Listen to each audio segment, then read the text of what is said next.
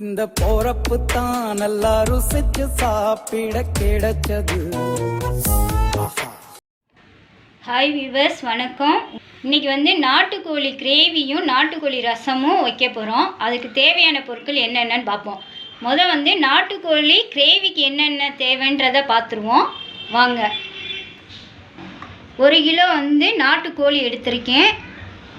அதுக்கப்புறம் 4 தக்காளி எடுத்துக்கோங்க, 50 கிராம் இஞ்சி எடுத்துக்கோங்க, 100 பூண்டு எடுத்துக்கோங்க, 300 கிராம் சின்ன வெங்காயம் எடுத்துக்கோங்க, தட்டி வச்சுக்கோங்க. எல்லாத்தையும் சின்ன வெங்காயம் எடுத்துக்கோங்க. கொஞ்சோண்டு புதினா மல்லி, ஜீரகத்தூள் எடுத்துக்கோங்க, மிளகுத்தூள், மிளகாய்த்தூள், மல்லித்தூள், சோம்பு, 4 ஏலக்காய், ஒரு 6 கிராம்பு, 2 பிரிஞ்சி இலை, 2 அன்னாச்சி பூ, ஒரு 4 பட்டை எடுத்திருக்கேன்.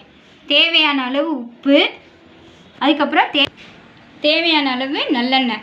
வாங்க இப்போ எப்படி செய்யலான்றதை பார்ப்போம். ஒரு குக்கர் வச்சுக்கோங்க. ஒரு 100 கிராம் போல் எண்ணெய் ஊற்றிக்கோங்க. 100 கிராம் நல்லெண்ணெய். நாட்டுக்கோழிக்கு நல்லெண்ணெய் தான் ஊற்றணும், அப்போ தான் நல்லா டேஸ்ட்டாக இருக்கும். இந்த கிரேவி சாப்பிட்டிங்கன்னா இந்த குளிர்காலத்துக்கு ரொம்ப ரொம்ப நல்லது. சளி, இருமல் இதுக்கெல்லாம் ரொம்ப நல்லது. காய்ச்சல்காரவங்களுக்கெல்லாம் ரொம்ப கொடுத்தீங்கன்னா ரொம்ப டேஸ்ட்டாக இருக்கும், நல்லாயிருக்கும் உடம்புக்கு. எப்படி செய்யலான்றதை பார்ப்போம். பட்டை பாருங்கள், ஒரு 4 பட்டை போட்டிருக்கேன், 2 அன்னாச்சி பூ போட்டிருக்கேன், 2 பிரிஞ்சி இலை போட்டிருக்கேன்,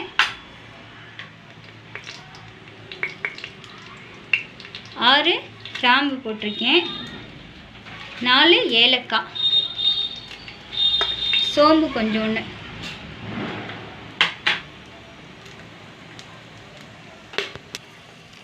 50 கிராம் இஞ்சி, 50 கிராம் வெள்ளைப்பூடு. வெள்ளைப்பூடையும் இஞ்சியும் நல்லா வதக்கிடுங்க. இஞ்சி பூண்டு நல்லா வதங்கிருச்சு. அடுத்து வெங்காயத்தை சேர்த்து நல்லா வதக்கிடுங்க.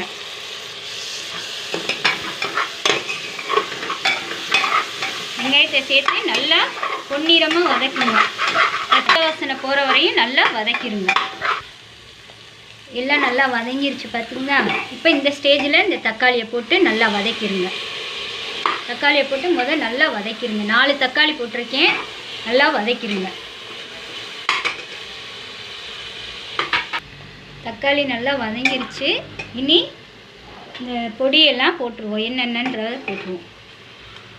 1 2 3 4 5 6 ஸ்பூன் மிளகாப்பொடி போடுங்க. இந்த டீஸ்பூன் இந்த அளவு பார்த்துக்கோங்க. இதில் 6 ஸ்பூன் போட்டுருங்க. அதே போல் 1 2 3 4 5 6 7 8 9 10 ஸ்பூன் மல்லிப்பொடி சேர்த்துக்கோங்க. இந்த டீஸ்பூன். 1 கிலோ சிக்கனுக்கு இவ்வளோ நீங்கள் சேர்த்திங்கன்னா தான் நல்லாயிருக்கும் கிரேவி. இந்த அளவு சேர்த்துக்கோங்க. இப்போ இது நல்லா வதங்கட்டும். இப்போ இந்த இதில் சிக்கன் எடுத்து அதில் சேர்த்துடலாம்.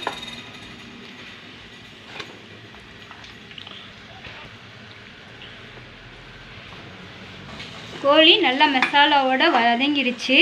இப்போ அதுக்கு தேவையான அளவு தண்ணி ஊற்றிக்கிடுவோம். கிரேவிக்கு தேவையான அளவு தண்ணி ஊற்றுவோம். ஒரு 1/2 லிட்டர் தண்ணி போல் ஊற்றிருக்கேன் நான். அந்தளவு ஊற்றுங்க, வேகிறது கரெக்டாக இருக்கும். இது நாட்டுக்கோழின்றனால 1/2 லிட்டர் தண்ணி ஊற்றி வேக வைக்கிறேன். இப்போ அதுக்கு தேவையான அளவு உப்பு போட்டுக்கிடுவோம். 5 ஸ்பூன் உப்பு போட்டுக்கோங்க.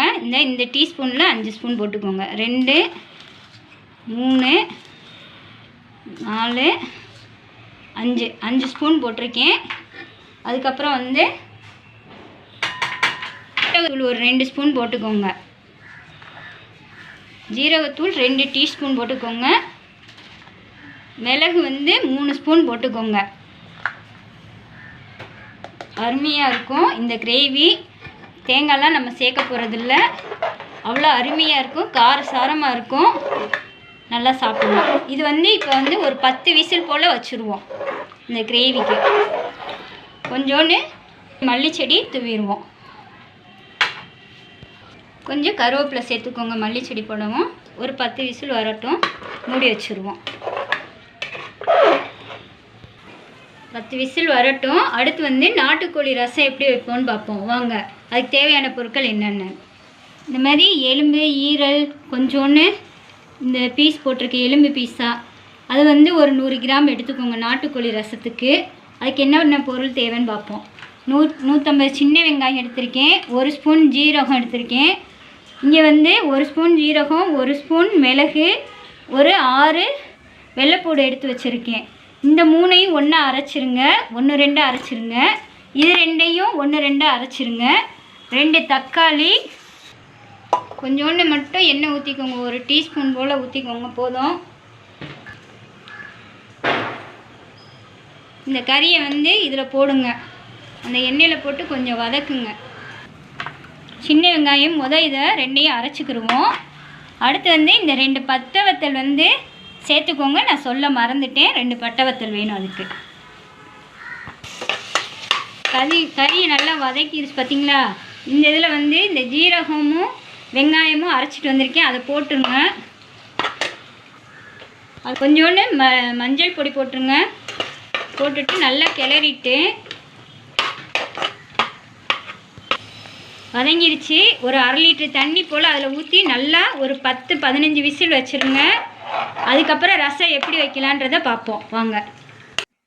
இந்த புளியை வந்து ஊற போட்டுருங்க, ஊறட்டும். அதுக்குள்ளே வந்து நம்ம இந்த மிளகு, சீரகம், வெள்ளைப்பூடு 1-2 தட்டிட்டு வந்துடுவோம். ரசத்துக்கு வந்து புளியை கரைச்சி ஊற்றி வச்சுருவோம். ரசத்துக்கு ரெடி பண்ணி வச்சுருவோம். புளியை கரைச்சாச்சு. 2 பட்டை வத்தல் போட்டுருங்க. 2 பட்டை வத்தலை இப்படி பிச்சு போட்டுருங்க. 2 தக்காளி சின்னது எடுத்துருக்கேன், அதை போட்டுருங்க. 3 கருவேப்பிலை எடுத்துருக்கேன். மல்லிச்செடி இங்கே பாருங்கள், இந்த மாதிரி காம்பா இருக்குது பார்த்தீங்களா, அதை போட்டுருங்க. அதை போட்டுட்டு நல்லா கரைச்சி வைங்க.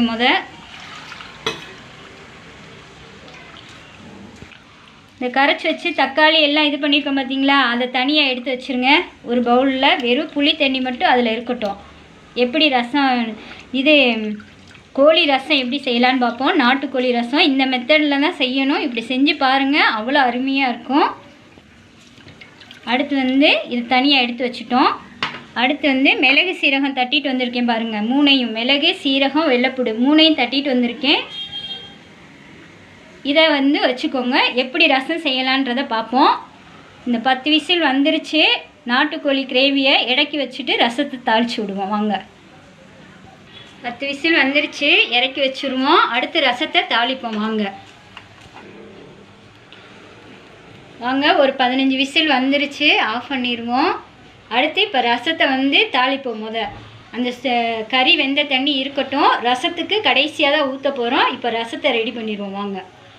கொஞ்சோண்டு நல்லெண்ணெய் ஊற்றிக்கோங்க பாருங்கள். கொஞ்சோண்டு வெந்தயம் எடுத்து வச்சுருக்கேன், கொஞ்சோண்டு கடுகு, கொஞ்சோண்டு பெருங்காயம் ரசம் தாளிக்கிறதுக்கு. இதை போட்டுருங்க எண்ணெயில். கடுகு எல்லாம் பொரிஞ்சிருச்சு. அடுத்து இந்த தக்காளி பிழிஞ்சு வச்சோம் பார்த்தீங்களா, எடுத்து அதை போட்டு நல்லா வதக்கிடுங்க. நாட்டுக்கோழி ரசம் இப்படி தான் பண்ணணும். நீங்கள் இந்த மெத்தட்லேயே செய்யுங்க, அருமையாக இருக்கும். இது நல்லா வதங்கட்டும். அதுக்கப்புறம் இது வதங்கி தக்காளி பச்சை வாசனை போகிற வரையும் வதங்கணும். தக்காளி எல்லாம் நல்லா வதங்கிடுச்சு பார்த்தீங்களா. வதங்கின பிறகு இந்த பூண்டு தட்டி வச்சுருக்க பூண்டு, மிளகு, சீரகம் அதை போட்டுருங்க. போட்டு நல்லா வதக்குங்க. வதங்கிடுச்சு. வந்து இந்த புளி தண்ணி வந்து அதில் ஊற்றிடுங்க. தக்காளி இதெல்லாம் கரைச்சி வச்சோம் பார்த்தீங்களா, அந்த புளி தண்ணி அதில் ஊற்றிடுங்க. லாஸ்ட்டாக தான் வந்து கோழி தண்ணியை ஊற்றணும், அப்போ தான் டேஸ்ட்டாக இருக்கும். நல்லா முறை கூட்டி வரும்போது மட்டும்தான் அந்த கோழி சாறை வந்து இந்த ரசத்தில் ஊற்றணும். அப்போ தான் நாட்டுக்கோழி ரசம் சுவையாக இருக்கும். ரெடி ஆகட்டும் பாருங்கள். இந்த கோழி வந்து ரசத்துக்கு வேக வச்சுருந்தோம், நல்லா வெந்துருச்சு. இப்படி தான் இருக்கும் சாறு பாருங்கள். அடுத்து இப்போ இந்த ரசம் வந்து முறை கூட்டிகிட்டு இருக்கு பார்த்தீங்களா. இந்த ஸ்டேஜில் வந்து அதுக்கு தேவையான உப்பு போட்டுடலாம். இப்போ இதுக்கு 5 ஸ்பூன் உப்பு போடுறேன். 1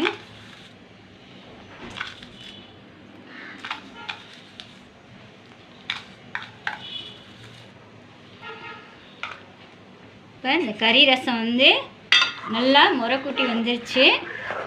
இப்போ இந்த கறி ரசத்துக்கு அந்த நாட்டுக்கோழி சாறை வந்து அதில் ஊற்றிடுவோம். நல்லா ரசம் முறைக்கூட்டிடுச்சு பார்த்தீங்களா? இந்த ஸ்டேஜில் வந்து அந்த சாறை மட்டும் ஊற்றுங்க, கறிச்சாறை ஊற்றுங்க, அவ்வளோ டேஸ்ட்டாக இருக்கும். இப்போ ரசம் ரெடி, நாட்டுக்கோழி ரசம் ரெடி ஆயிடுச்சு. கொஞ்சோண்டு மல்லிச்செடி தூவிக்கிடுவோம். கொஞ்சோண்டு மல்லிச்செடி தூவிடுங்க. ரெடி ஆயிடுச்சு ரசம். இனி இறக்கிடலாம். நாட்டுக்கோழி கிரேவி வந்து ரெடி ஆயிடுச்சு. வாங்க பார்ப்போம். நாட்டுக்கோழி கிரேவி ரெடி, நாட்டுக்கோழி ரசமும் ரெடி. தேங்க்யூ ஃபார் வாட்சிங். லைக் பண்ணுங்கள், ஷேர் பண்ணுங்கள், கமெண்ட் பண்ணுங்கள், சப்ஸ்கிரைப் பண்ணுங்கள். மறக்காமல் பெல் ஐக்கானை கிளிக் பண்ணுங்கள்.